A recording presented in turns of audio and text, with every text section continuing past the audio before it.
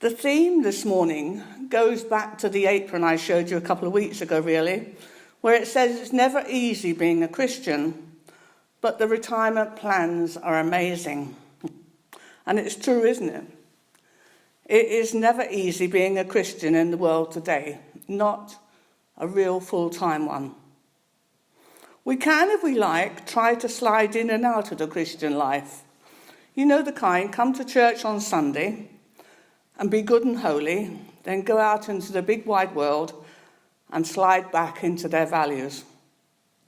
And this is what Jesus was talking about in our reading today. And John was emphasizing in his letter. As I've said before, and I will say it over again, people watch us when they know that we're Christians. They watch anyone with any faith, really, because they watch us and they judge us and they compare us to the world and its values. They love it when we falter, and even more when we fail.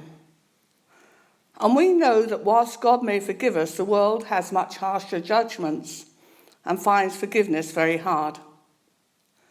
Now, Jesus promised us this forgiveness, but in return, he wants us to start again, afresh with him, putting him first, even before our families.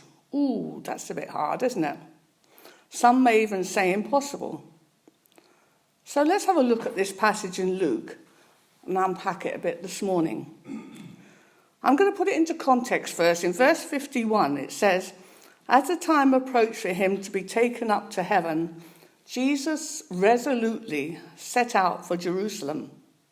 Please note that word resolutely. It's a lovely word, isn't it? He was determined. He was not going to be put off by his followers and disciples to try and turn away because it was going to be hard and difficult. He knew the way he had to go. He knew that the path that was set out for him. And he's saying that that kind of resolve should characterize our lives as well. When God gives us a course of action, we need to work steadily towards our destination, no matter what potential hazards lie ahead. And that's a lot easier said than done, isn't it? Sometimes we're not sure of the way, or we think the way may be too difficult, or we tell God he cannot be serious.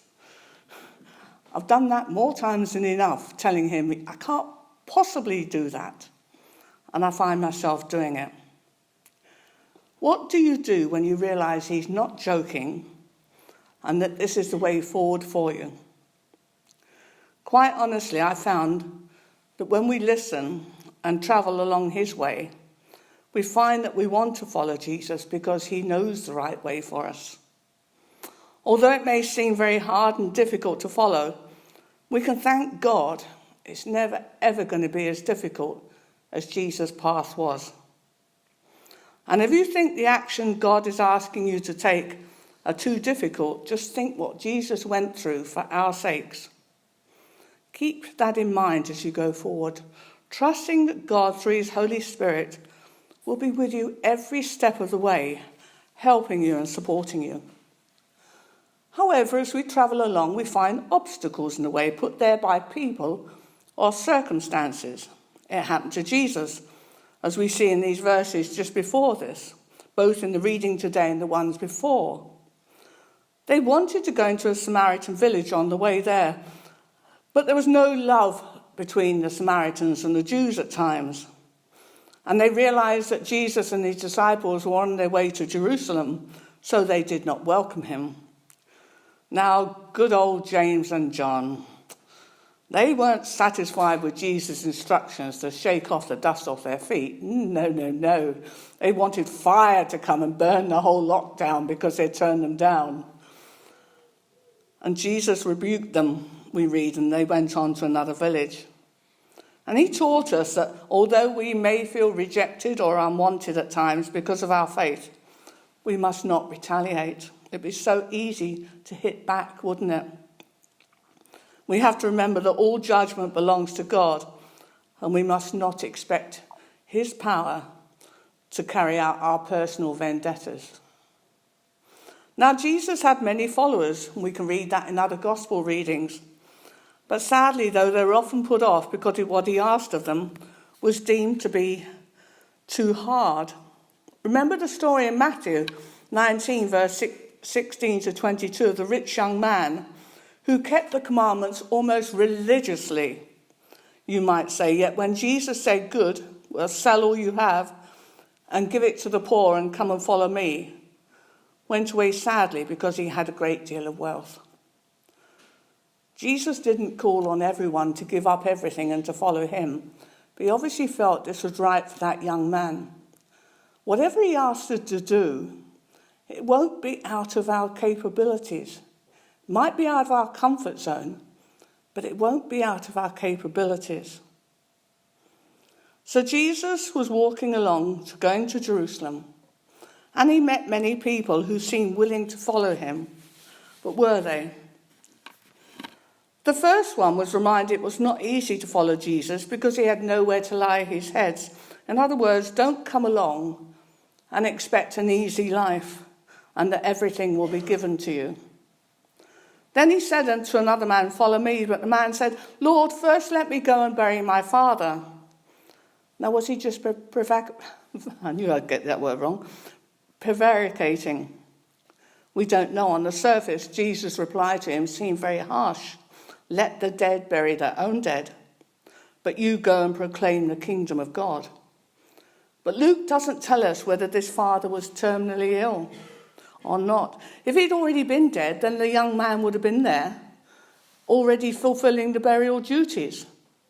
So his dad wasn't dead yet, he was just hanging on, just in case, Jesus' reply told him that true discipleship requires instant actions.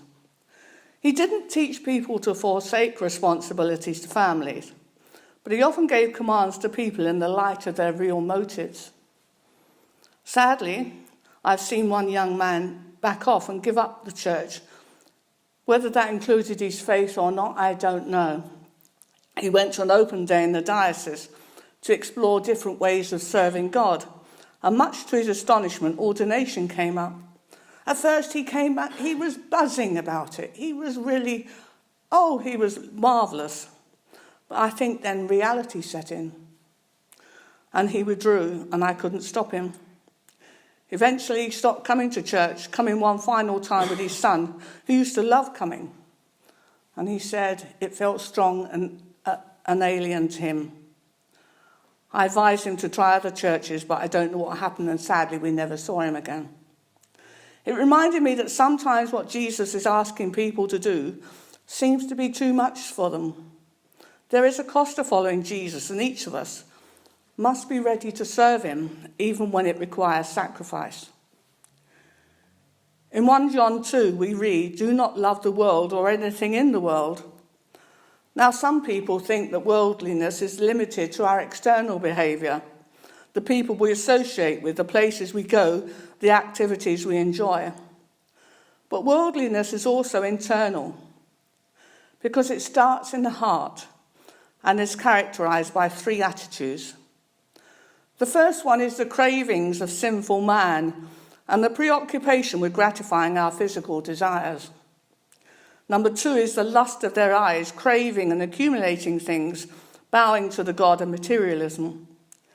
Number 3 is boasting of what they have and do, a real obsession with one's status or importance. When the serpent tempted Eve, he tempted her in these three areas. Also, when the devil tempted Jesus in the desert, these were his three areas of attack then as well. By contrast, God values self-control, a spirit of generosity and a commitment to humble service. And it is possible to give the impression of avoiding worldly pleasures while still harbouring worldly attitudes in one's heart. It's also possible, like Jesus, to love sinners and spend time with them while maintaining a commitment to the values of God's kingdom. What values are most important to us, I wonder? And do our actions reflect the world's values or God's values? When our attachments to possessions is strong, it's hard to believe that what we want what we may fight or work hard to achieve will one day pass away. Maybe even harder to understand that the person who does the will of God will live forever, thankfully. But this is John's conviction based on the facts of Jesus' life, death, resurrection, and promises. Knowing that this evil world and our desires for its pleasures will end can give us the courage to control our greedy, self-indulgent behaviour and to continue doing God's will. However, we'll have to live in this world now. And we need to do the very best for Jesus to show others the joy and wonder of belonging to him. And yes, it can be hard being a Christian and all that entails. So what does Jesus really want of us? He wants total dedication, not half-hearted commitment. We learn that we cannot pick and choose among Jesus' ideas and follow him selectively. We have to accept the cross, along with the crown.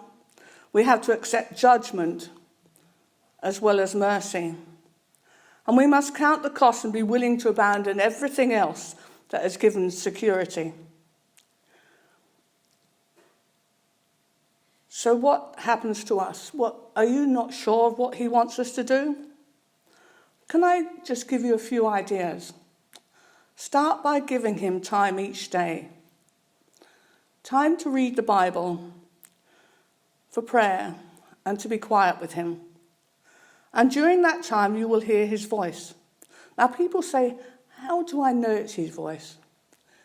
It's that little voice in you that when something comes up in church and people ask for volunteers, that little voice says, you could do that. Quickly followed by you going, no, I can't.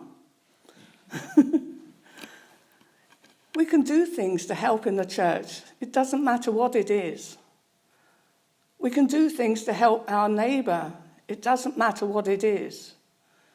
As long as we do it for the right motives to try to help. You begin to recognise what, if anything, he wants you to do. And you also begin to recognise what he wants you to stop doing as well. Now, you may think, well, that's asking for a much stronger commitment than I'm really ready to make. But may I make a plea to you to hear, to listen, and to follow him? God will never ask you to do anything that you're not able to do. He will never ask you to give something up without receiving the far greater reward that his love will give you in return. He will never, ever leave us alone to fulfill his commands. He's always going to be there for us.